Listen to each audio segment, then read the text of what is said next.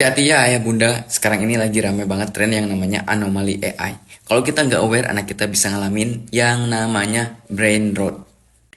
Mungkin ayah bunda belum familiar dengan istilah ini ya, tapi percaya deh, anak-anak kita kemungkinan besar udah nonton atau bahkan suka banget sama tontonan ini.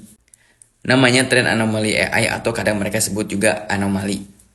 Jadi anomali ini sebenarnya adalah konten visual absurd yang dibikin pakai AI. Karakternya campur aduk.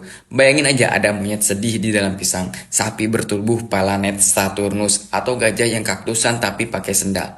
Aneh banget, lucu, bagi kita mungkin enggak, tapi anak-anak usia 7 tahun ke bawah justru suka banget. Coba kita bedah, kenapa mereka suka? Karena di usia segitu imajinasi anak memang lagi tinggi-tingginya. Mereka suka hal-hal yang gak masuk akal karena belum punya logika sekuat kita. Jadi yang buat kita kelihatan gak nyambung, buat mereka itu menyenangkan dan bikin penasaran. Tapi ayah bunda jangan anggap enteng ya, karena di balik lucunya itu ternyata ada dampak serius. Konten-konten kayak gini bisa bikin alur berpikir anak jadi berantakan, emosi gak stabil, gampang takut, bahkan mimpi buruk. Dan yang paling mengkhawatirkan adalah beberapa dari konten ini ada sisipan adegan dewasa. Namun juga buatan luar ya, kadang mereka sisipin hal-hal yang gak pantas buat anak-anak kita. Nah, kondisi kayak gini yang disebut sebagai brain rot, artinya otak anak jadi keracunan, konten absurd yang terus dikonsumsi.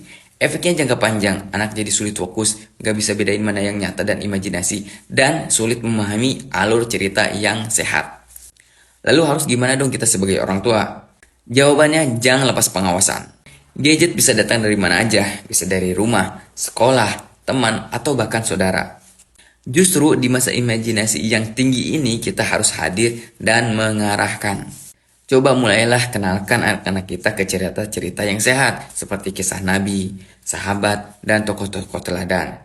Kenalkan perlahan demi perlahan tentang Allah dan ajak anak-anak mengenal dunia lewat fitrah perkembangannya.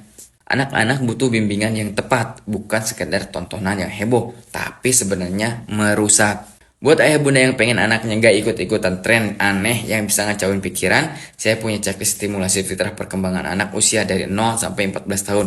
Kalau ayah bunda mau cukup tulis di kolom komentar fitrah. Nanti saya kirimin link aksesnya langsung ke DM ya. Semoga bermanfaat.